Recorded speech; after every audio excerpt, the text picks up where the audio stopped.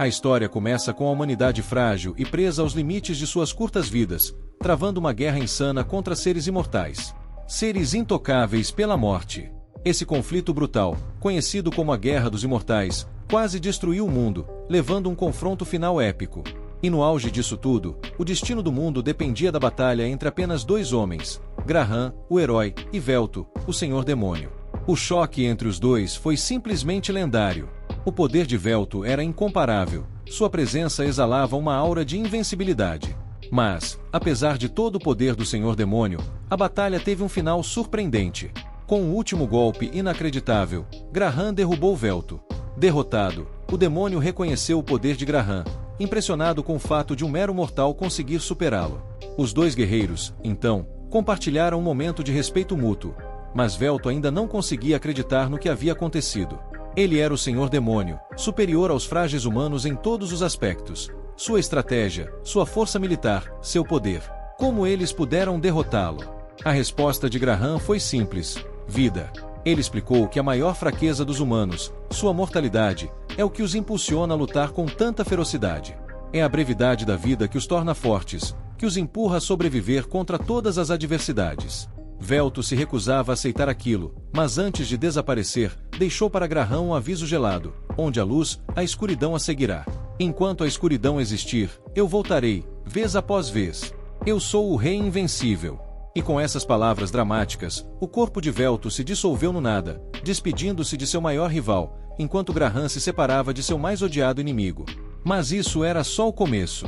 Algum tempo depois, Velto desperta, encontrando uma garota misteriosa chamada Makina, que havia esperado 500 anos por esse exato momento. Ela, um tanto sem jeito, pede desculpas pela recepção modesta, mas Velto está apenas aliviado que sua reencarnação ocorreu sem interrupções. Ele está pronto para retomar sua missão de conquistar a nação de Eltel. Mas Makina tinha notícias. A nação que ele uma vez quis dominar já não existia mais. Ela explica que, 80 anos atrás, o mundo de Eltel e a Terra colidiram em um evento catastrófico, fundindo-se em um só. A colisão dessas duas dimensões devastou ambos os mundos, dizimando 90% da população no primeiro ano. Desde então, nações se dividiram, cidades entraram em guerra e o caos se espalhou. A Terra tinha tecnologia avançada, enquanto Eltel possuía uma civilização infundida com magia, e essas duas forças juntas criaram um novo mundo. Avanços inimagináveis. Agora é o ano de 2099, e Velto está completamente atordoado, tentando processar esse mundo desconhecido ao seu redor. Enquanto eles caminham pela cidade, um ogro gigantesco esbarra em Makina sem nem olhar para trás. Velto, furioso, não acredita no que viu. Como esses mortais ousam ignorar quem ela é? Ela é uma oficial de alto escalão do exército dele. Decidido a dar uma lição, ele invoca a arte secreta da magia Shantas, lançando um ataque para os céus. Mas, em vez de caos e pânico, a cidade toda reage apenas com irritação. Makina entra em pânico, explicando rapidamente que magia suprema é proibida naquele lugar, e eles precisam fugir antes que os guardas apareçam. Na fuga, Makina revela mais sobre o estado atual do mundo. Após os imortais fantasianos se dispersarem, os humanos interpretaram isso como um sinal de fraqueza e iniciaram uma campanha implacável para caçá-los. Armas anti-imortais foram desenvolvidas, e os imortais se tornaram alvo de eliminação. Velto, compreensivelmente abalado com tanta informação, ainda consegue se concentrar o suficiente para perguntar sobre seus 6 comandantes de elite. Makina, então, explica que a maioria deles está desaparecida, e um deles até se sacrificou para protegê-la, pois sabia que ela era a chave para a reencarnação de Velto. Makina, achando que o Senhor Demônio está meio com sede, sai correndo para pegar algo para ele beber. Enquanto isso, Velto percebe umas esferas flutuantes estranhas se reunindo ao redor de uma garota ali perto. Essa menina começa a usar as esferas para transmitir uma cena, digamos, inapropriada nas telas da cidade. Velto, curioso, se aproxima e a acusa de ser a responsável. Ela nega, mas ele, tranquilamente, revela que viu a Eter ao redor dela. A garota, chocada, fica encarando. Ele não devia ser capaz de ver isso, pensa ela. Depois de dar uma olhada nele, ela pergunta: quem é você? Sem pestanejar, Velto responde: eu sou o Senhor Demônio. Ela cai na gargalhada, obviamente não levando a sério. Mas Velto, nem aí para a reação dela, pergunta como ela alterou a transmissão. A menina explica que é Ether Hacking e começa a despejar um monte de detalhes técnicos que Velto não entende nem um pouco. Então ele a interrompe e pergunta se ela conhece alguém chamado Marcos. A garota assume que ele está falando de um CEO famoso e o direciona para a empresa de Marcos. Velto, com toda a postura de um chefe, entra no prédio como se fosse o dono do lugar e ordena que a recepcionista anuncie sua chegada. Momentos depois, a secretária de Marcos, Kohara, aparece e o guia pelo corredor. No caminho, Velto nota uma criaturinha peculiar que continua aparecendo em vários lugares diferentes. Makina, quase com orgulho, explica que aquela criaturinha peculiar é o mascote da empresa. Finalmente, Velto encontra Marcos, e sem perder tempo, o Senhor Demônio relembra que é desrespeitoso permanecer sentado na presença do Rei das Trevas. Marcos apenas o encara e pergunta, com a maior calma do mundo, por que você está aqui? Velto fica ofendido, esperando que Marcos comemorasse sua ressurreição. Então, ele anuncia que está ali para reconstruir o reino imortal e recuperar seu trono. Mas Marcos simplesmente ri na cara dele. E não apenas isso, se recusa a ajudar e nem se dá o trabalho de chamar Velto de rei. Irritado, Velto se prepara para dar uma lição em Marcos, mas é surpreendido quando Kinara intercepta o ataque, usando magia de forjamento de armamento. Marcos, sem perder a compostura, manda Kinara se acalmar e encara Velto diretamente nos olhos. Ele diz que Velto está enfraquecido, que uma ferida como a que ele acabou de sofrer deveria ter cicatrizado instantaneamente se ele ainda estivesse no auge de seu poder. Marcos ri novamente, dizendo que é ridículo Velto pensar que poderia conquistar qualquer coisa, quando seu império foi jogado no esquecimento. E, como se isso já não fosse humilhante o suficiente, Marcos ainda acrescenta que poderia reconsiderar. Mas só se Velto rastejasse no chão como um verme. Velto, sem perder tempo, relembra Marcos que ele jamais poderá vencê-lo em uma luta. Mas, quando vai dar uma lição no desafiante, ele fica completamente chocado ao ver Marcos usar um quebrador de feitiços e destruir seu ataque instantaneamente. O grande rei das magias de Shantas, Velto, é deixado impotente, por um homem que nem sequer tem talento para magia. Marcos, generoso, decide revelar o segredo por trás de sua habilidade, um dispositivo estranho preso à nuca. Ele orgulhosamente chama isso de fruto da sabedoria da humanidade, um gadget mágico chamado família. Ele explica que, normalmente, lançar magia requer 4 passos, mas com o implante família, 3 desses passos são pulados. Em outras palavras, é um verdadeiro código de trapaça, permitindo que qualquer pessoa use magia apenas escolhendo uma opção e dizendo uma palavra. Nada de encantamentos complicados ou rituais demorados. Qualquer um pode usar, exceto Velto, é claro. Marcos, com um sorriso malicioso, adiciona que desenhou família especificamente para que seres superiores, como o Senhor Demônio, nunca pudessem usar. Ele previu o retorno de Velto e garantiu que, de qualquer jeito, o Lorde das Trevas não teria vantagem. Velto tenta atacar de novo, mas Marcos, mais uma vez, destrói o feitiço facilmente. Então, ele explica, nesse mundo, família é uma necessidade. Sem ele, uma pessoa é simplesmente lenta demais. Marcos continua seu discurso, revelando que, na verdade, ele nunca gostou de Velto. Apesar de ter jurado lealdade, sempre achou o Senhor Demônio tirânico, arrogante e melhor que ele em tudo. Marcos, claramente cansado de viver à sombra de Velto, decide que já é hora de despachá-lo de uma vez por todas. Ele invoca sua espada de sangue e, sem piedade, lança adagas direto no peito do Lorde Demônio, arremessando-o pela janela. Enquanto Velto ainda voa pelos ares, Marcos fecha o espetáculo detonando as adagas, declarando com um sorriso vitorioso, o Lorde Demônio está finalmente morto, e agora eu sou o novo Lorde Demônio. Mas, claro, Velto não estava morto, ainda. Sua regeneração, no entanto, estava dolorosamente lenta. E para piorar a situação, ele acaba esbarrando com os capangas que não têm muita paciência para o seu sarcasmo afiado. O resultado? Velto acaba tomando uma bela surra. Felizmente, Makina eventualmente o encontra, todo espancado e maltrapilho, em um trem. Ela pede desculpas por ter hesitado em contar sobre a traição de Marcos, mas Velto, surpreendentemente, a perdoa. Saber antes não mudaria nada. Makina o leva para sua casa, e Velto, sempre otimista, fica impressionado. Ele imagina que, mesmo nessa nova era, ela conseguiu um grande castelo para eles. Contudo, ao entrarem, fica bem claro que ele talvez tenha cometido um erro de julgamento. Ela o leva para seu pequeno apartamento, e ele, ao ver o primeiro cômodo, supõe que seja apenas um depósito. Mas não, era toda a casa. Velto solta uma gargalhada, acreditando que tudo aquilo era uma piada.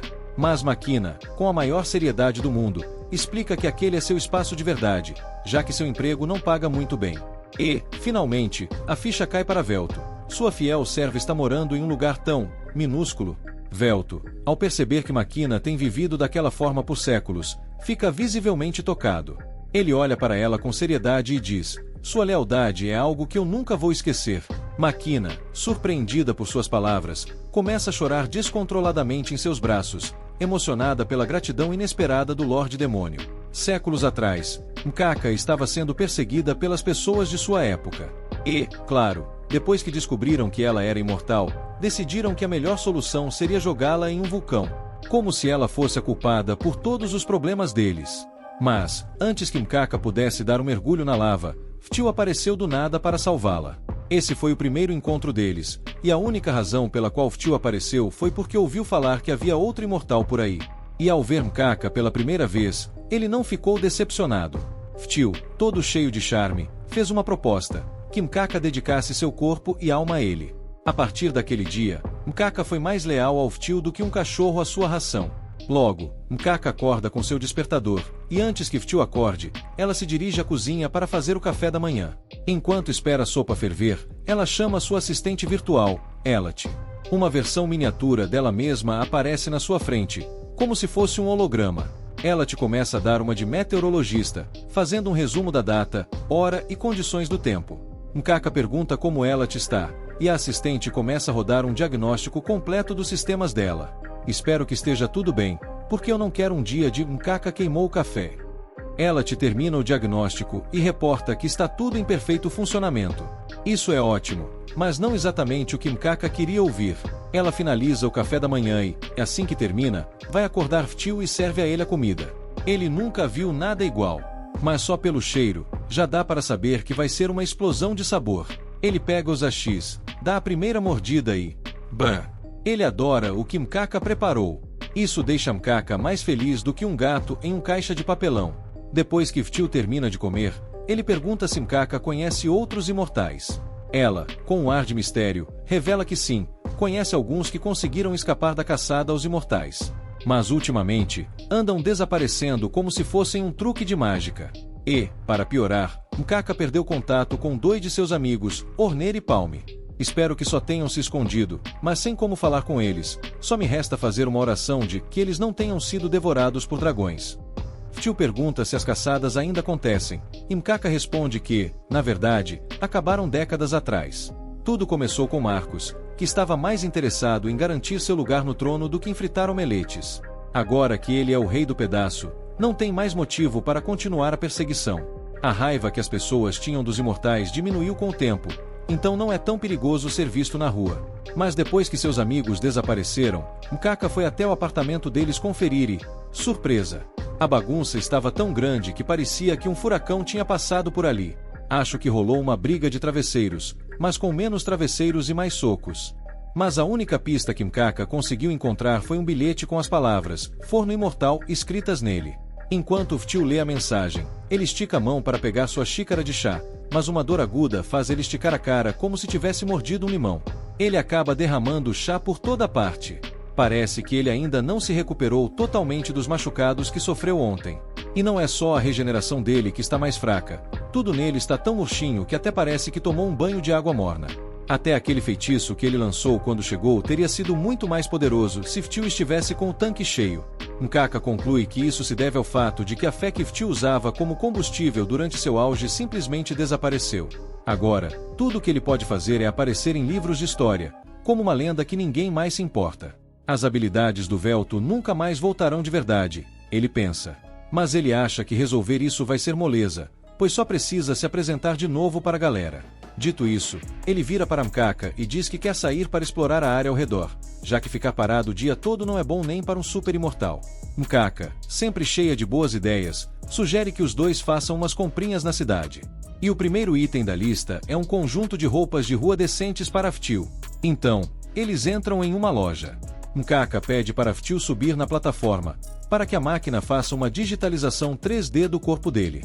Ela se desculpa por estar limitada a roupas de loja baratas devido ao orçamento, mas Phil, com toda sua autoconfiança, diz que não se importa, já que sua beleza natural ficaria boa até com uma fantasia de banana. Depois de tirar as medidas, Mkaka pergunta se Phil tem alguma preferência de estilo, mas ele parece tão perdido quanto um peixe fora d'água na época moderna. Então, ele deixa a escolha nas mãos de Mkaka. Ela decide chamar a Elliot para ajudar na seleção, levando em conta o orçamento e a praticidade. Após um tempinho de processamento que parece mais longo do que uma reunião de família, Elliot opta por um macacão esportivo. Mkaka não acha que o macacão seja uma boa ideia, mas quando Phil vê, ele fica mais animado que criança em parque de diversões. Ele adora o visual e fica ainda mais curioso sobre o design nas costas. Mkaka explica que é uma língua antiga usada pelo povo que costumava habitar aquelas terras, e os símbolos na jaqueta significam Lorde Demônio. Como Phil parece ter curtido, Mkaka pega o macacão para ele e sai da loja, mas antes que ela deixe o local, Phil chama a atenção dela. Ei, espera aí, ainda não pagamos por isso. Mkaka responde com um sorriso. Relax, meu amigo. Aqui as transações são feitas automaticamente. É como comprar no shopping, mas sem a dor de cabeça. Depois, eles vão a um fast food, porque quem não ama um hambúrguer que parece ter mais queijo do que carne? Enquanto eles estão sentados juntos, Phil pergunta para Mkaka como é ter um família instalado. Ignorando a traição do Marcos, ele acha que o família é, sem dúvida, um dispositivo revolucionário e está curioso para saber mais. Mkaka explica que é super prático, pois não só facilita o uso da magia, como também serve para coletar informações, fazer compras ou até mesmo comunicar-se. Antes que os famílias fossem populares, as pessoas usavam smartphones para essas coisas, mas era tão inconveniente ter que segurá-los, parecia mais um exercício de academia. Phil pede para ver o família dela, então ele a vira e começa a tocá-lo. Mkaka fica um pouco assustada no início, mas logo percebe que está gostando tanto que nem nota quando seu família avisa que a frequência cardíaca dela disparou como um foguete. Depois de dar uma boa olhada, Phil pergunta se não é desconfortável ter o família instalado na nuca. Mkaka responde que, embora tenha sido estranho no começo, ela se acostumou. Afinal, ficou impossível viver a vida sem um desses depois que se tornou ilegal para as empresas de streaming enfiar anúncios na cabeça das pessoas. Mas, ao mesmo tempo, ter um família não significa que a vida vai melhorar, como ela pode provar com sua atual situação. Enquanto eles caminham para casa, Phil faz uma declaração triunfante: eu vou arranjar um emprego. Mkaka fica tão surpresa que parece que acabou de ver um cachorro de paletó. Um emprego? Você? Isso não é uma piada, né? Mkaka olha para Phil e diz que ele não precisa fazer algo tão mesquinho quanto trabalhar. Ok, a vida dela pode estar mais complicada do que entender as regras de um jogo de tabuleiro, mas ela garante que vai arranjar um estilo de vida melhor para ele. Vou pegar mais turnos, ou quem sabe até 2 ou 3 empregos. Mas Phil a interrompe, dizendo que os tempos mudaram. Ele já não é mais o deus onipotente que costumava ser, então precisa se adaptar às circunstâncias atuais. E o mais importante, ele não se sentiria bem se ficasse sentado fazendo nada enquanto Mkaka trabalhava duro para fornecer comida, roupa e abrigo. Sem suas obrigações como rei para ocupar seu tempo, ele vai precisar fazer alguma coisa. Mas isso não significa que ele desistiu de conquistar o mundo. Ele se vira para Mkaka e pergunta se ela está disposta a continuar servindo. E, com a determinação de um soldado em batalha, Mkaka jura que estará ao lado dele pelo resto da vida. Mais tarde, naquele dia, Phil está prestes a sair em busca de um emprego, mas Mkaka se recusa a deixá-lo ir sozinho. Sem mim, você pode acabar se perdendo ou pior, sendo contratado para vender aspiradores de pó. Mkaka está preocupada com Phil e diz que não pode deixá-lo ir sozinho. Mas Phil, com a sabedoria de um sábio de um filme de ação, lembra que ela tem seu próprio trabalho para se preocupar. Mkaka, com um brilho nos olhos, responde que pode simplesmente faltar ao serviço pelo dia. Mas Phil não está caindo nessa, e lhe dá um lembrete. No improvável caso de eu não conseguir um emprego, você vai ter que bancar a situação, então não pode simplesmente dar tchau ao trabalho. Mkaka concorda em deixá-lo ir sozinho, mas, para garantir, ela entrega a Phil um dispositivo com um pouquinho de dinheiro, porque vai que ele se perde ou acaba comprando um ingresso para o cinema. E isso tem um rastreador. Se você arranjar encrenca, é só usar e eu apareço em modo flash. Phil percebe que ela está realmente preocupada com ele, mas a intensidade dessa preocupação faz ele se sentir como um menino perdido no parque. E, mesmo que tenha dito que queria ir sozinho, ele não tem a menor ideia de que tipo de empregos existem ou como conseguir um. Além disso, a fome está batendo e ele não pode se dar ao luxo de ser exigente, a não ser que queira acabar pedindo esmola na esquina. Ele se levanta e grita para o mundo: estou sem dinheiro e à procura de emprego. Mas, enquanto faz sua performance, um cara se aproxima e diz para ele parar. Se você quer trabalho, vai ter que ir até a guilda comercial com sua ID de cidadão. Mas Phil, com cara de quem não sabe nem o que é isso, pensa: ID de cidadão? Que tipo de documento é esse? O que eu sou? Um robô de papel? O cara, ao olhar para Phil, pensa: esse deve ser um imigrante perdido, sem a menor ideia do que está fazendo por aqui. Ele informa a Phil que está em a sua área, então não pode sair fazendo essas coisas à toa. Phil, percebendo que estava invadindo o território de alguém, rapidamente pede desculpas e começa a se retirar. Mas antes que consiga dar um passo, o homem lhe entrega um formulário de inscrição e diz: leve isso até a guilda comercial e se inscreva para um emprego. Não vai garantir nada, mas é melhor do que nada. Ah, e ele faz um alerta: cuidado com as empresas sob a IMI, especialmente as de construção. Eles são mais exploradores do que você consegue imaginar e riem na cara das regulamentações de segurança. Phil, que já estava tentando fazer sua parte na sociedade, apenas balança a cabeça e agradece o homem pela ajuda. Assim, ele se dirige à guilda comercial em busca de emprego, todo esperançoso. Mas, ao chegar lá, o entrevistador não parece tão animado com a ideia de empregá-lo. Na sua inscrição, Phil havia colocado magia de aniquilação em larga escala como uma de suas habilidades especiais. O entrevistador, com uma expressão de "o que foi que eu fiz para merecer isso?", pensa: isso é o que chamamos de um currículo que pode causar problemas. E como se isso não bastasse, Phil também escreveu criação de masmorras, experiência em liderar uma nação há 500 anos na sua inscrição. O entrevistador, com uma calma que beirava o sarcasmo, coloca o pedido de Phil de lado e diz: olha, amigo, não temos vagas para você. Além disso, como você não tem uma família, nem pode ser contratado. Depois de voltar para casa, Phil está se sentindo para lá de desanimado por não ter conseguido um emprego. Ele se joga no colo da máquina e pergunta: sério, sou incapaz de fazer qualquer coisa neste mundo? Mas ela, com um sorriso encorajador, o assegura: você ainda é superior a todo mundo, meu querido. Por que não deixa eu trabalhar de agora em diante? Mas Phil, com a determinação de um herói que não desiste, recusa ficar parado. Ele pergunta à máquina se há alguém que ela possa contatar para ajuda. E, pensando bem, ela realmente lembra de alguém. Phil fica surpreso. Uau, você tem um amigo nesta era? Máquina, em tom defensivo, responde: amigo? Não é bem assim. Nós apenas fazemos compras juntos, comemos, brincamos e dormimos por aqui e acolá, mas isso é só uma relação de conveniência. Phil, confuso, pensa: mas isso soa exatamente como uma amizade. Um pouco depois, eles encontram a amiga de máquina em um café nas redondezas, e Phil mal consegue conter sua curiosidade. Espero que ela tenha algo melhor para me oferecer do que esse currículo, que parece mais uma lista de desejos de Natal. E, adivinha só, quem aparece é a hacker que Phil havia conhecido no dia anterior. Ela se apresenta corretamente e diz que seu nome é Takahashi. Mas, mesmo que a máquina tenha mencionado como o grande senhor demônio seria ressuscitado um dia, Takahashi nunca pensou que teria chance de conhecê-lo de verdade. Ela começa a cutucar Phil, como se fosse um objeto de museu, para ter certeza de que ele é real. Máquina, indignada, grita para ela não ser desrespeitosa. Mas Phil, com um sorriso descontraído, diz que tudo bem, já que ele é quem está pedindo ajuda.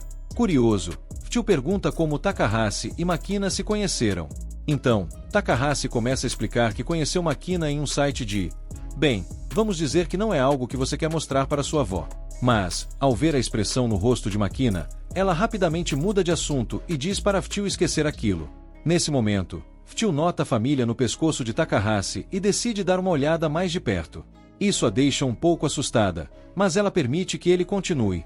Ele se desculpa por ter a surpreendido, mas estava apenas curioso porque notou que a família dela era diferente da de Aina. Uau, como você conseguiu essa beleza? Ele pergunta, apontando para o dispositivo, enquanto Takahashi tenta se recompor. Só espero que não seja um modelo que explode na cara das pessoas, porque eu não estou afim de uma explosão facial hoje. Takahashi fica surpresa ao descobrir que Phil pode fazer tudo isso só de tocar na família. Então, Máquina explica que Phil possui a habilidade Olho do Sábio, que permite que ele use o fluxo de mana para entender a composição de qualquer objeto que toca.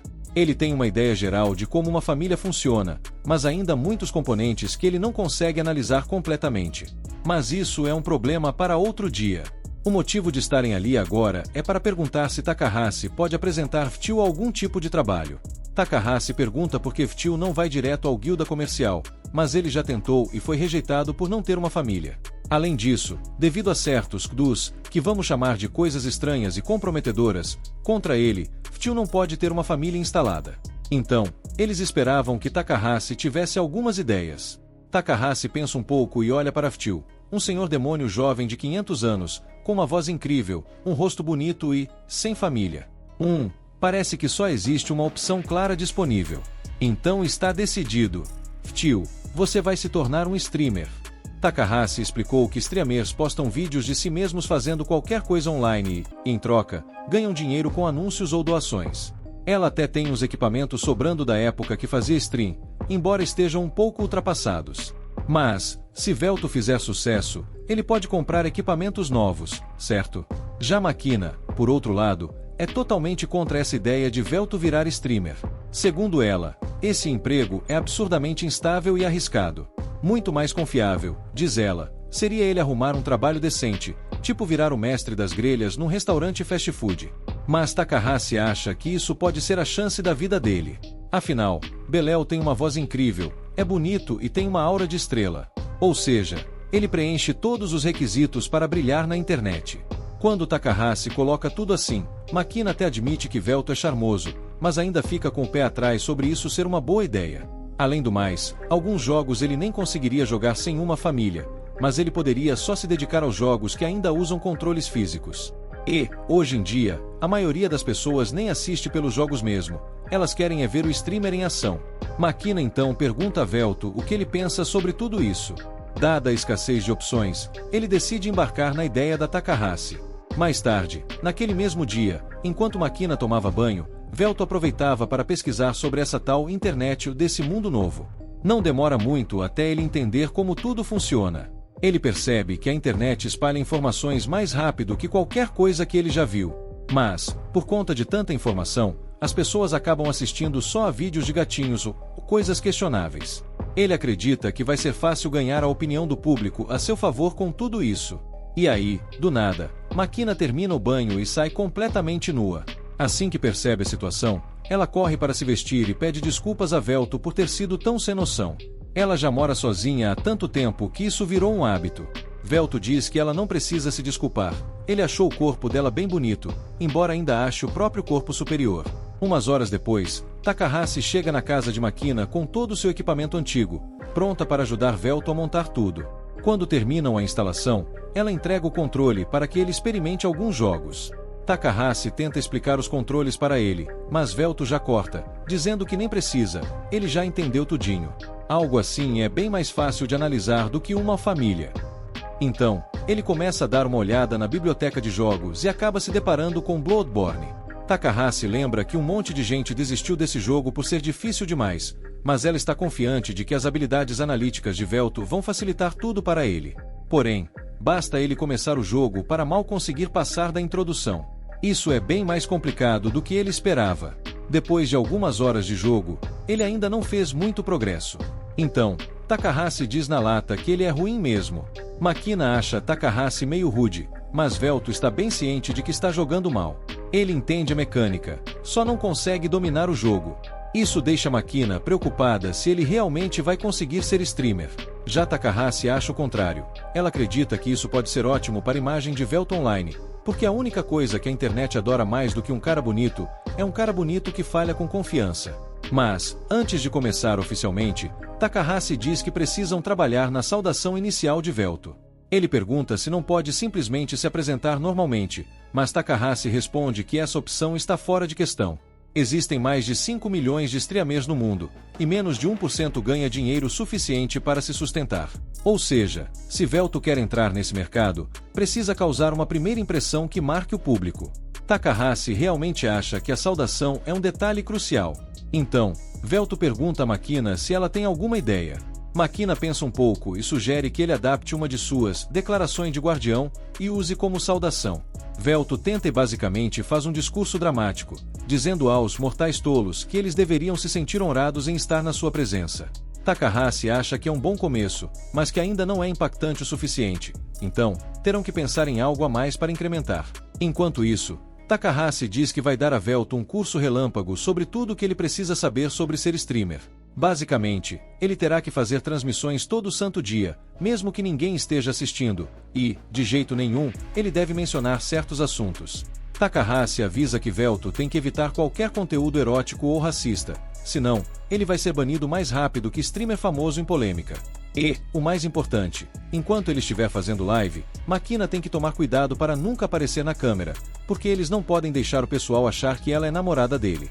Nessa vibe boa amiga, Takahashi pede a um amigo que ajude a promover a live de Velto, mas já avisa que ele estará devendo um favorzinho depois. Com o passar do tempo, Velto começa a ficar cada vez mais popular. Quando os trolls inevitavelmente invadem a live dele, ele nem se abala. Na verdade, ele até encoraja os haters a continuarem zoando.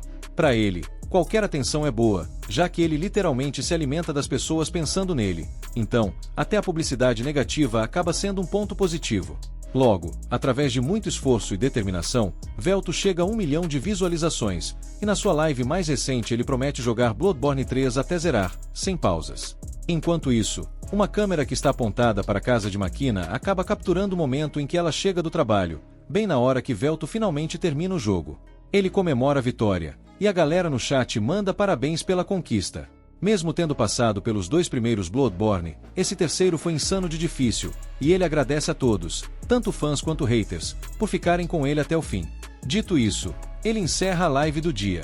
Depois de desligar, Velto respira aliviado, e Makina abre a porta para ver se ele precisa de alguma coisa. Ele diz que está tranquilo e que vai sair rapidinho para buscar uma encomenda. Makina se oferece para buscar para ele, mas Velto está doido para dar uma andada pela cidade. Então, ela promete deixar o jantar pronto quando ele voltar. Enquanto caminha pela cidade, Velto passa pelos becos mais sombrios e começa a refletir sobre o quão distorcidas e caóticas são as estruturas sociais dali. Mas, no meio da caminhada, ele congela ao ver um rosto familiar na calçada. É Graham, um antigo herói. Graham sempre foi um irmão bondoso e cuidava de sua irmãzinha Molina, que estava doente. Graham, ainda jovem e cheio de esperanças, consolava sua irmãzinha doente, prometendo que iria buscar algumas ervas medicinais para ajudar na recuperação dela.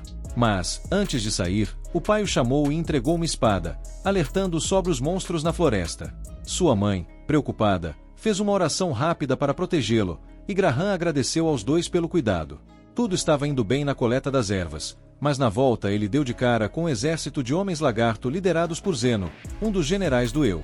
Graham se escondeu para não precisar lutar, mas ficou com a pulga atrás da orelha. O que aquele bando de répteis fazia em um lugar tão isolado?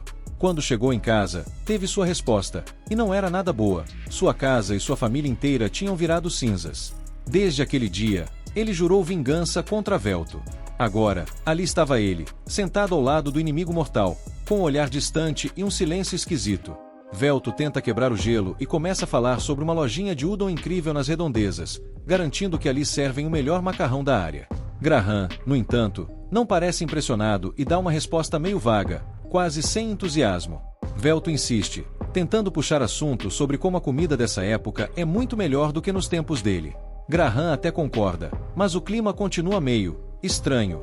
Finalmente, o udon chega, e os dois estão prestes a começar a comer quando Graham decide falar algo. Ele comenta sobre o quão bizarro é estar ali, tomando sopa ao lado do homem que destruiu sua família e amigos. Velto compartilha do sentimento, já que Graham eliminou sozinho vários dos vassalos de Eu, mas, por enquanto, ele não guarda rancor. Na verdade, Velto está curioso. Como é que Graham ainda está vivo? Ele, Velto, é imortal, então faz sentido, mas o que justificaria a sobrevivência prolongada de Graham? Graham então explica que não sacrificou sua mortalidade. Como recompensa por derrotar Velto, a deusa Melia o presenteou com a bênção da juventude eterna. Isso permitiu que ele sobrevivesse até agora, mas sem torná-lo realmente imortal. Velto, surpreso, comenta que essa deusa devia ter uma queda pelo Graham. Graham, com um nó na garganta, consola sua irmãzinha, dizendo que vai buscar algumas ervas medicinais para ajudá-la a melhorar. Ele está quase saindo de casa quando seu pai o chama e, dramaticamente, entrega-lhe uma espada. Afinal, há rumores de que monstros estão soltos pela floresta, então o velho quer que Graham esteja preparado para qualquer pepino que apareça. Sua mãe também não esconde a preocupação e faz uma prece rápida pela segurança dele. Graham agradece aos dois e, finalmente, parte para sua missão de botânico improvisado. A coleta das ervas foi um sucesso e, já no caminho de volta, ele esbarra em algo inesperado. Um exército de homens lagarto, liderado por Zeno, um dos generais de Eu. Como estava bem escondido, ele conseguiu evitar um encontro direto, mas ficou se perguntando o que diabos aquela tropa estava fazendo por ali. Ao chegar em casa, descobriu a triste resposta. Sua casa e toda sua família tinham sido completamente destruídas, reduzidas a cinzas. Desde aquele dia, Graham jurou vingança contra Velto. Agora, porém, os dois estão sentados lado a lado num restaurante de udon, e Velto tenta animar o ambiente, garantindo que aquele é o melhor udon da cidade. Graham, no entanto, parece nem ouvir, perdido em seus pensamentos. Velto, um tanto persistente, tenta puxar outro assunto e comenta que a comida desse mundo é muito melhor do que nos tempos dele. Graham concorda, mas não mostra muito interesse em continuar a conversa. Finalmente, o udon chega, e os dois se preparam para comer. Nesse momento, Graham quebra o silêncio e comenta sobre o quão bizarro é estar tomando sopa ao lado do inimigo que destruiu sua família e amigos. Velto, sem perder o bom humor, responde que entende bem o sentimento, já que Graham sozinho eliminou vários dos vassalos de Eu. No entanto, ele diz que atualmente não guarda qualquer rancor, ele só quer saber como Graham conseguiu sobreviver tanto tempo. Sendo imortal, a longevidade de Velto é explicável, mas e Graham? Graham explica que não sacrificou sua mortalidade. Como recompensa por derrotar Velto, a deusa Melia o presenteou com a bênção da juventude eterna. Isso permitiu que ele sobrevivesse até agora, mas sem torná-lo realmente imortal. Velto, intrigado, comenta que a deusa Melia devia ter um certo fraquinho por Graham para dar um presente desses. Velto encara o ogro de frente, que exige uma grana pesada de Takahashi. Ela solta um riso sarcástico, dizendo que ele está fora da casinha se acha que vai arrancar tanto dinheiro dela assim. O ogro, no entanto, não tá pra brincadeira. Levanta a mão, pronto para desferir um soco daqueles. Mas antes que ele possa acertá-la, Velto surge e agarra o braço do grandalhão, mandando ele deixar Takahashi em paz. Velto até avisa que está de bom humor hoje, mas a verdade é que ele só tá segurando a onda porque não quer perder a chance de ver como suas forças andam. O ogro, sem dar a mínima, começa a rir, reconhecendo Velto como o cara que ele espancou sem piedade tempos atrás. Para ele, Velto é só um verme. Takahashi, tentando evitar um desastre, implora para Velto fugir antes que a coisa fique feia. Só que Velto responde, de boa, que tá tudo sob controle. Afinal, ele quer ver o quanto do poder que recuperou dos seus 1 milhão de inscritos já está em ação. O ogro avança para socá-lo, mas Velto simplesmente estende a mão e segura o golpe. Só que aí, o Brutamontes ativa sua magia de vento e, pá, o braço de Velto é despedaçado. Porém, com seu poder parcialmente restaurado, ele regenera o braço em um piscar de olhos, e num simples peteleco, lança o ogro direto para dentro de uma pilha de lixo. O cara tá apagado, e Velto não consegue esconder a decepção. Ele esperava bem mais do que isso. Takahashi se aproxima e pergunta se ele tá bem, e Velto responde que está ótimo, só quer saber quem era aquele cara e por que estava ameaçando ela. Takahashi explica que o ogro era para ser o guarda-costas dela em um grande serviço hoje, mas ele começou a fazer exigências ridículas do nada. Velto nem sabia que aquele maluco era o guarda-costas dela, então pede desculpas por ter apagado o Brutamontes. Mas Takahashi diz que tá tudo certo, até encontrou um guarda-costas muito melhor. Ela propõe que Velto seja o novo segurança dela por hoje e ainda oferece um pagamento. Como Velto deve um favor para ela, ele topa. Então, Takahashi o leva até o local e conta que está planejando roubar algo de um armazém, e precisa que ele cause uma distração enquanto ela termina o trabalho. Velto responde que entendeu o plano, mas antes que ela possa dar mais instruções, ele já se levanta e, apesar dos avisos de Takahashi, arromba a porta, diretamente para uma operação gigantesca da Yakuza. Ftio tá completamente perdido e não sabe o que tá fazendo ali, então resolve perguntar para Takahashi, pelo rádio, se aquele cubo na mesa é o alvo. Takahashi confirma, mas fica confusa com a comunicação dele, já que ele não faz parte de nenhuma família. Ftio, todo cheio de si, se orgulha em dizer que apenas copiou a magia da comunicação da família. Olha só, um mágico de carteirinha. Como não tem muitos inimigos por ali, ele se oferece para dar uma surra neles e entregar o cubo para Takahashi. Antes de começar a batalha, ela pede para ele não matar ninguém. Aí ele concorda e, para começar o show, faz a sua saudação de stream. O problema? Ninguém dos Yakuza sabe quem ele é. A tensão fica no ar, e Ftio pensa, eu tenho 1 milhão de inscritos, isso deve ser suficiente. Os Yakuza, confusos, acham que ele é só um maluco e um deles puxa uma arma mágica para disparar contra ele. Mas Ftio não se abala e usa um feitiço de fortalecimento, desviando as balas como se estivesse em um filme de ação. Depois que o Yakuza fica sem munição, ele parte para cima, derrubando os caras um por um com uma facilidade impressionante. O Yakuza com a arma mágica, na pressa, troca para uma arma comum, achando que vai ser mais rápido do que recarregar. Mas antes que ele atire, Takahashi entra em ação, controla a visão do cara e faz uma ilusão que o faz disparar no parceiro. Ftio dá o golpe final no último Yakuza, e com todos no chão, a missão quase termina. Ele se aproxima de um dos Yakuza e começa a examinar a arma, que usa um cartão como munição. Takahashi está impressionada com a facilidade que Ftio teve para derrubar os Yakuza, mas sugere que eles peguem o cubo e saiam logo antes de arrumarem mais confusão. Ela tá indo se encontrar com ele, mas ele avisa, fica aí onde tá, porque parece que a coisa ficou feia.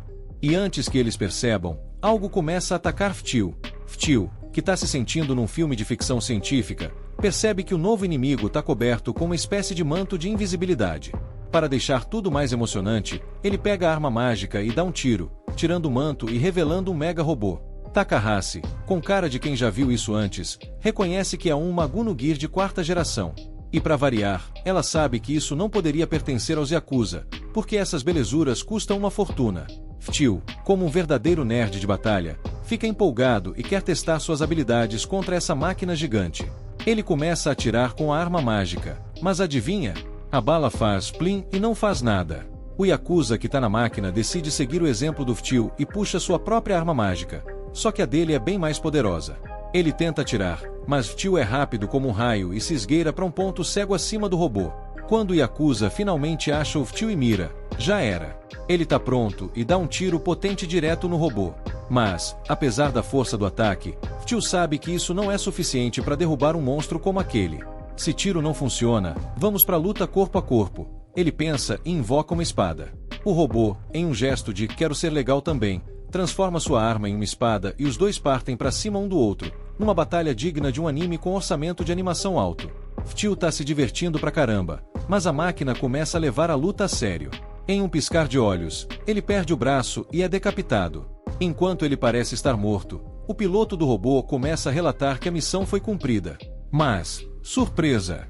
A cabeça decapitada do Ftio começa a falar. Ele elogia o cara do robô por ser tão habilidoso a ponto de decapitar o Senhor Demônio, mas ainda assim dá uma dica de amigo, sempre dê um tiro extra no inimigo para ter certeza que ele tá realmente fora de combate. E como um bônus pela luta emocionante, Ftio decide dar ao piloto a honra de presenciar a arma mais poderosa do seu arsenal. Uma aura aterrorizante começa a emanar dele enquanto ele invoca, algo que deixa todo mundo em pânico. A batalha entre Ftio e o piloto do robô tá tão intensa que o cara tá paralisado de medo. Ele nunca enfrentou alguém tão forte. Enquanto Ftio vai cortando os membros do robô um a um, o pobre coitado acaba caindo no chão com apenas uma perna restante. Mas calma, Ftio é um cara legal e evitou atingir órgãos vitais, então o sujeito ainda tá respirando. Ele até pensa em interrogar o cara depois, mas antes que isso aconteça, o piloto do robô faz uma última chamada para HQ. Falhei em eliminar o alvo e não consegui recuperar o objetivo, então vou executar o código 890. E se você está se perguntando o que é esse código 890, vamos apenas dizer que tem uma arma embutida no capacete do robô para garantir que o piloto não seja interrogado. Que prático, né? Depois desse drama todo, Takahashi aparece de sua toca, aliviada por Ftio estar bem, mas com a cara de quem viu um filme de terror. Foi muito freak ver sua cabeça sendo cortada. Ftio, no entanto, tá mais impressionado com a tecnologia do que com seu próprio fiasco.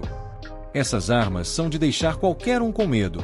Esse tempo é realmente assustador, ele diz, enquanto Takahashi se pergunta como ele não se dá conta de que, na verdade, ele é o verdadeiro terror. Você destruiu um Maguno Gear sozinha, Ftio. Essas coisas são fortes o suficiente para dizimar países inteiros. Takahashi fica nervosa, sabendo que esse modelo foi feito pela empresa do Marcos. Os Yakuza nunca teriam conseguido um desses.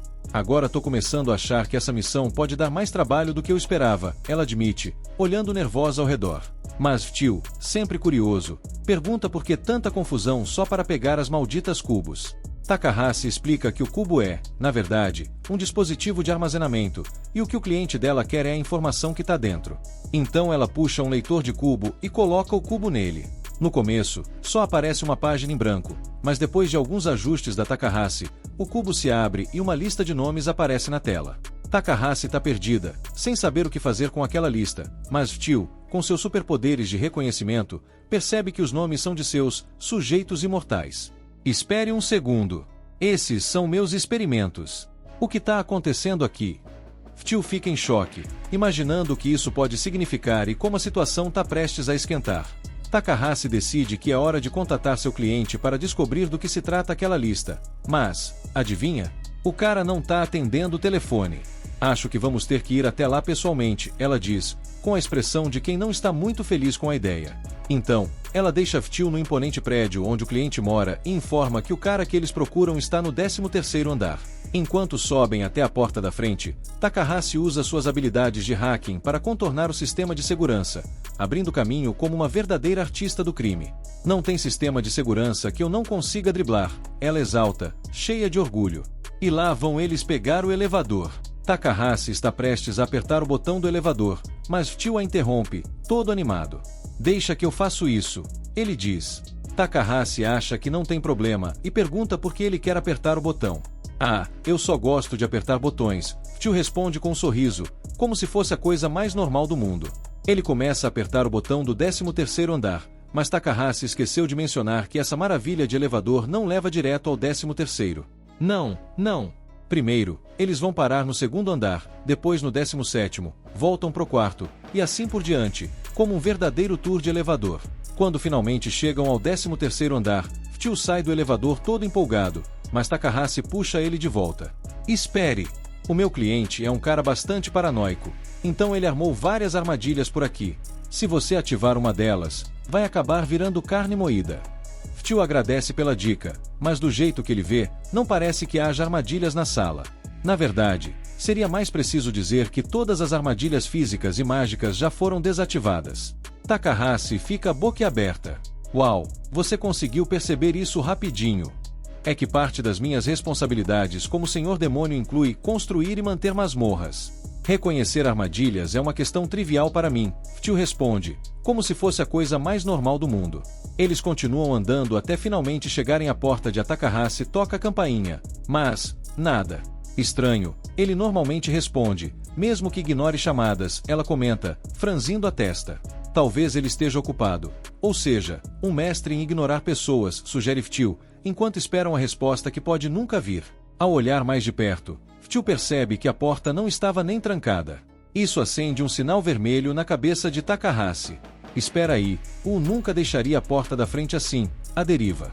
Ele deve ter se esquecido de trancar por causa da última série que assistiu ou algo do tipo. Ftio sugere que eles avancem com cautela, afinal, nunca se sabe o que podem encontrar ali dentro. Com isso, Takahashi assume a liderança e avança em direção à sala de trabalho do U. Quando ela entra, dá de cara com o sentado em sua cadeira. Mas, quando se aproxima um pouco mais, ela percebe que ele está completamente ensanguentado e sem vida. Ai, meu Deus! Takahashi grita, quase pulando para trás como se tivesse visto um espírito. Mas Ftio, calmamente, se aproxima para inspecionar o corpo. Ele reconhece o rosto do U, embora se lembre de que ele estava vestido de maneira bem peculiar na última vez que o viu. Você sabe, com aquele visual de mendigo, comenta. Totalmente a cara do U. Ele adorava se vestir assim quando ia atrás de informações, responde Takahashi, ainda em choque. Olhando mais de perto, Ftio nota uma facada bem no peito e outra no pescoço de U, pelo estado do sangue. Parece que ele foi morto há alguns dias, ele deduz, com um ar de especialista. Um cara como U certamente tinha muitos inimigos, mas essa execução foi muito profissional para ser só por raiva. Takahashi franze a testa, percebendo que provavelmente um assassino foi contratado para eliminar U, especialmente porque o matador se deu ao trabalho de destruir a família do U. Alguém deve estar tentando esconder alguma informação que U tinha, provavelmente relacionada ao trabalho que ele me passou, ela conclui, frustrada. Mas, claro, agora que ele está morto, não dá para perguntar a ele. Takahashi reflete por um momento e decide vasculhar o quarto do U. Um veterano corretor de informações como ele com certeza esconderia algum dispositivo de armazenamento offline para segurança extra. Após uma busca rápida, ela encontra um laptop em uma gaveta secreta da mesa. Aqui está! Isso deve ter as respostas que precisamos, ela exulta. Mas, quando ela liga o laptop, se depara com um emaranhado de arquivos corrompidos. Não! Por favor, não me diga que esse negócio está quebrado. Takahashi reclama, mas Ftio, com seu olhar atento, percebe que os arquivos estão organizados de uma maneira bem específica. Na verdade, isso pode ser um quebra-cabeça. Vamos compor isso, ele diz, animado. E não é que, depois de um tempinho de pesquisa, Takahashi consegue desvendar um vídeo que o gravou. Olha só, ele fez esse vídeo caso fosse morto antes de terminar sua investigação. Que premonição, hein? Comenta Ftio, enquanto Takahashi começa a assistir, esperando que o tenha deixado algum conselho ou informação valiosa. Ou, no mínimo, um aviso sobre o que eles devem fazer agora que estão envolvidos nesse emaranhado de confusões. No vídeo, o revela que ele queria que pelo menos uma pessoa soubesse a verdade, porque a prosperidade daquela cidade foi construída sobre um mal aterrador. A toda poderosa cidade deve sua força a um reator Aether no centro. Mas, com esse tamanho todo, ele precisaria de pelo menos 10 linhas de lei para conseguir dar conta da demanda energética. E aqui, olha só temos 2. Takahashi ouve isso, meio incrédula. E como é que esse reator nunca fica sem energia? Exatamente. O reator deve estar puxando energia de outra fonte. E essa fonte secreta é o projeto Forno Imortal, Ftio explica, com o ar de quem adivinhou o mistério do século. Basicamente, o forno queima as almas de imortais como se fossem lenha e converte a energia resultante em Aether para a cidade. Takahashi faz uma careta, imaginando o que isso significa. Ah, isso é horrível. Ftio continua, e como as almas dos imortais são bem mais poderosas, uma só alma gera muito mais energia do que 1000 almas mortais juntas. O que o descobriu foi que a empresa do Marcos contratou moradores de rua desesperados como operários para a construção do forno imortal. Mas, assim que o trabalho acabou, esses pobres coitados sumiram. O acredita que foram todos mortos para alimentar o forno também. É um verdadeiro banquete de almas. Takahashi comenta, engasgando de horror. E um dos primeiros imortais a ser queimado foi o Zeno, que era um dos subordinados mais chegados do Ftio. E isso deixou ele bem irritado, conclui Ftio, já prevendo a cena de fúria que viria a seguir. Esse esquema foi uma jogada do Marcos para transformar a opinião pública contra os imortais, fazendo com que todos aceitassem suas execuções. Assim, ele poderia queimar as almas à vontade sem ninguém ficar sabendo. Takahashi fica indignada. E agora, ele fez um acordo com a Yakuza para comprar informações sobre mais imortais. Isso significa que ele está ficando sem almas para queimar e está à procura de novos alvos. Se o forno ficar sem combustível, a essência da cidade simplesmente deixará de existir. Isso é errado, injusto e nojento. Após o vídeo terminar, Takahashi está prestes a explodir de raiva. Esses imortais estão sendo tratados como lixo. Não posso acreditar nisso. Mas ela sabe que não pode fazer nada a respeito. Mesmo que tentasse divulgar essa informação, provavelmente acabaria morta, igual ao U. Calma, Takahashi. Isso é um problema para imortais. E como rei dos imortais, é meu dever fazer algo a respeito. Não se preocupe com isso agora. Ftio diz, tentando confortá-la. Então, eles decidem informar os oficiais da cidade sobre a morte do U, para que ele possa ter um enterro digno. Enquanto saem, Ftio tenta entrar em contato com a MCK para informá-la sobre o forno imortal, mas, para seu horror, ela não atende às chamadas. Algo deve ter acontecido com ela, ele diz, preocupado. Enquanto Vel estava ocupado com suas tarefas, Mkaka resolveu dar uma olhada na geladeira para ver se tinha algo decente para fazer o jantar. Mas, surpresa, tudo continuava tão desanimador quanto antes. Pelo menos, Alec garantiu que daria para preparar um bom curry com o que tinha por lá. Nesse instante, toca a campainha, e lá vai Mkaka atender. Para seu desgosto, quem está na porta é Marcos. Depois de tudo o que ele aprontou, o único cumprimento justo é mandar fogo na lata. E foi exatamente o que ela fez, uma rajada flamejante que mandou Marcos pelos ares. Mas claro, o cara é tão imortal quanto ela, então o fogaréu não seria o fim dele. Determinada, Mkaka se transforma completamente e sai da casa, pronta para a guerra. Antes do confronto começar, ela desconecta sua fã e da rede, só para garantir que Marcos não consiga mexer nos sistemas dela. E então começa a troca de feitiços e golpes mágicos. Os dois estão num empate acirrado, até que Mkaka, aproveitando uma distração de Marcos, chega perto e arranca um dos braços dele com uma explosão. Só que, em segundos, o braço de Marcos já se regenera. Ele não perde tempo e manda um ataque de espadas sangrentas do céu, explodindo tudo ao redor. Por sorte, Mkaka tinha ativado um escudo mágico e saiu ilesa, mas a casa, sem seguro contra incêndio, já era. No meio da fumaça, aparece a secretária de Marcos, tentando pegar Mkaka de surpresa com um golpe de espada. Mas a única coisa que ela corta é uma ilusão, porque Mkaka já esperava que Marcos fosse trazer um reforço. Preparada, Mkaka conjura um feitiço para transformar a secretária em cinzas, mas antes de finalizar, Marcos ativa o tal codebriaqueiro e afã dela para de funcionar. Com isso, Mkaka fica desorientada, e a secretária aproveita a chance para perfurá-la com uma espada no peito. Mkaka cai no chão, sem forças para se levantar, enquanto a secretária dá uma bronca em Marcos por ele ser, digamos, meio atrapalhado. A secretária repreende Marcos pela imprudência dele, afinal, Mkaka poderia ter acabado com ela na luta anterior, e tudo isso teria sido evitado se Marcos tivesse desativado a família de Mkaka desde o começo. Enquanto ambos observam o corpo imóvel de Mkaka, Marcos está claramente se divertindo com a cena, adorando vê-la tão indefesa. Mkaka, ainda com um olhar mortal, pergunta o que ele fez. Marcos, se sentindo sabichão, explica que simplesmente desligou a família dela. Mkaka fica surpresa, já que havia desconectado sua família da internet antes da batalha. Normalmente, isso teria sido suficiente, mas a família de Marcos é um protótipo especial, feito para ser mais avançado. Como diretor do IMI, ele tem acesso administrativo a todas as famílias da cidade, podendo desligar qualquer uma quando quiser. Resumindo, ninguém consegue vencê-lo. Ele pode desativar os poderes de todos os usuários de família e ainda superar qualquer um que não use magia, garantindo que ele seja o mais forte do mundo. Mas Mkaka não entende essa obsessão toda de Marcos por ser o mais forte, já que ele não ganharia nada com isso. Marcos, então, revela seu plano maligno. Ele quer se tornar um novo Lorde Demônio, não com força bruta como Velto, mas com informação e tecnologia. Afinal, se você controla esses, controla o mundo. Só que, para alguém com o ego de Marcos, controlar o mundo nas sombras é muito sem graça. Ele quer um domínio absoluto, bem mais impressionante do que qualquer coisa que Velto já fez no auge. Nesse momento, a secretária o lembra de que eles não têm tempo para discursos, pois já estão atrasados para o próximo compromisso. Marcos resolve encerrar as coisas rapidinho. Mkaka se tornará combustível para sua fornalha imortal.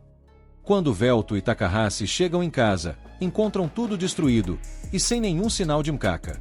Depois de toda a destruição, o único vestígio deixado de Mkaka é um controle de videogame chamuscado. Vel fica devastado. Mkaka era a pessoa que ele mais amava neste mundo, e ele entra em transe de tanto desgosto. Takahashi tenta trazer Vel de volta à realidade, perguntando se ele está bem. Ele se recompõe e decide que ficar parado não vai ajudar em nada. Vel pergunta se há alguma informação sobre o que aconteceu. Pelas redes sociais, as pessoas especulam que houve uma explosão, mas os detalhes são bem confusos, então nada é certo. Vel gostaria de pelo menos saber onde Mkaka está agora, mas sem poder contatá-la diretamente, eles precisam de outra solução. Takahashi tem uma ideia: usar drones. Como estão em uma área periférica, não há muitos drones de segurança, mas há vários drones de entrega que, por sorte, têm câmeras. Em poucos minutos, Takahashi hackeia os sistemas dos drones e acessa os vídeos, mostrando a batalha que rolou ali, e revelando Marcos como vilão por trás de tudo. Eles não conseguem ouvir o que Marcos dizia, mas é claro que, depois de derrotar Mkaka, ele e sua secretária levaram para uma área restrita da cidade, o reator, onde Marcos aparentemente pretende usar a alma de Mkaka para alimentar a energia da cidade. Agradecido pelas informações, Vel já vai saindo em direção ao reator, mas Takahashi o detém, pedindo que ele pense melhor. Ela entende a urgência de salvar Mkaka, mas aquele reator é o lugar mais protegido da cidade, cheio de robôs patrulhando, e Vel não daria conta sozinho. E embora Takahashi possa ajudá-lo a chegar lá, ela não é exatamente uma guerreira. Para essa missão, ele precisaria de um aliado bem forte. O problema é que Vel não tem mais aliados neste tempo. Bem, quase nenhum. Há uma pessoa que pode ser perfeita para essa operação de resgate. Vel parte em direção ao encontro com Graham para pedir sua ajuda. A princípio, Graham quer nada com Vel, mas ao ver o orgulhoso guerreiro se ajoelhar e pedir ajuda, ele decide ouvir o que o ex-rival tem a dizer. Vel explica tudo o que descobriu sobre o reator de éter da cidade. Graham já suspeitava de algo estranho, mas ao saber da verdade, fica horrorizado com a desumanidade do projeto. Vel implora pela ajuda de Graham para invadir o reator, sabendo que, sozinho, não tem chance de salvar Mkaka. Mas Graham não está com cara de quem simpatiza muito. Para ele, isso tudo parece irônico demais. Vel, o mesmo cara que levou guerras e destruição a incontáveis lugares e que já foi o responsável pela morte da própria família de Graham, agora, ajoelhado, pedindo para salvar a vida de uma mulher imortal. Graham não gosta do fato de a cidade estar construída sobre a desgraça de inocentes, mas lembra que aquele reator é o coração de toda a cidade. Se ajudar Vel a destruí-lo, milhões de pessoas ficariam na escuridão. Ele pergunta se Vel realmente vai colocar a vida de todos em risco por causa de uma única pessoa. Vel ri, dizendo que não é tão burro assim e que já pensou nas consequências. Seu plano é salvar Mkaka e resolver os problemas da cidade. O problema é que ele não tem força ou aliados suficientes para fazer isso agora. Então, com humildade, pede ajuda de Graham. Esse toque de confiança nas palavras de Vel acaba convencendo Graham a agir como herói mais uma vez, mas ele deixa bem claro, isso não é para ajudar Vel, e as atrocidades de Vel continuam sem perdão. Mas, com uma alma prestes a ser queimada, ele topa a parceria temporária, mesmo achando bem esquisito se aliar ao Lorde Demônio. Logo depois, Takahashi encontra uma rota para que eles entrem no reator sem precisar passar pela área restrita, guiando-os até uma entrada escondida. A entrada escondida que Takahashi encontrou era usada para transportar materiais durante a construção do reator. Apesar de levar direto ao reator, Vel comenta que não tem tempo para ficar se perdendo num labirinto desses.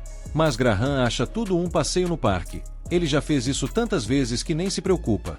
Com um toque de arrogância, lança um feitiço chamado Automapeamento e, em poucos segundos, uma versão detalhada do labirinto aparece em sua mão. Vel fica indignado. Ele nunca viu uma magia dessas e quer entender de onde veio. Graham, casualmente, diz que ele mesmo inventou o feitiço quando era aventureiro, o que deixa Vel ainda mais furioso, já que foi ele quem construiu esses labirintos anos atrás, e agora descobre que Graham estava trapaceando desde o começo. Vel acusa Graham de ser um aventureiro sem orgulho. Graham rebate dizendo que orgulho não põe ninguém fora de um labirinto mais rápido, e que o único objetivo era passar pelas armadilhas o mais rápido possível. Takahashi, já cansada dessa discussão infantil, dá um grito: parem de brigar e foquem na missão. Tem alguém para salvar, lembra? Os dois percebem o papelão que estavam fazendo, se desculpam e prometem se concentrar. Alguns minutos depois, Graham termina o mapa, e agora vão conseguir atravessar o labirinto sem percalços. Vel pergunta se o mapa de Graham é realmente confiável, e Graham garante que seu feitiço também detecta armadilhas e inimigos, mas que este labirinto não parece ter nenhuma segurança ativa, então podem seguir direto para o reator. Enquanto avançam, Vel liga para Takahashi, pedindo desculpas novamente pela cena de antes. Ela ainda está um pouco irritada, mas diz que, se ele mantiver o foco daqui para frente, vai deixar essa passar. Ele pergunta como estão as preparações, e Takahashi responde que está fazendo progresso, mas o que está preparando vai levar tempo. Então, se ela precisar de mais alguns minutos, Vel e Graham terão que distrair os inimigos até que tudo esteja pronto. Conforme descem, a energia de éter no ambiente fica mais densa, e a comunicação com Takahashi começa a falhar. Antes que a ligação se corte, ela avisa que vai terminar as preparações. Vel respira fundo, preparando-se para o que vem pela frente. Graham observa que Vel parece mais forte do que era no passado, mas Tio nega, dizendo que nunca estará no auge de novo. No entanto, Graham não se refere à força física. Ele menciona que Vel agora consegue baixar a cabeça e pedir ajuda até para um inimigo, tudo para salvar sua subordinada. O velho Vel jamais teria feito isso, teria deixado Mkaka queimar só para não precisar se humilhar. Esse crescimento mostra uma força de caráter que, segundo Graham, pode até ter mudado o resultado de suas lutas no passado, se Vel fosse assim naquela época. Quando chegam ao destino, são confrontados pela secretária de Marcos, que já os esperava. Marcos sabia que Vel apareceria, e ela está ali para detê-los. Se inscreva para não perder a continuação, filhote.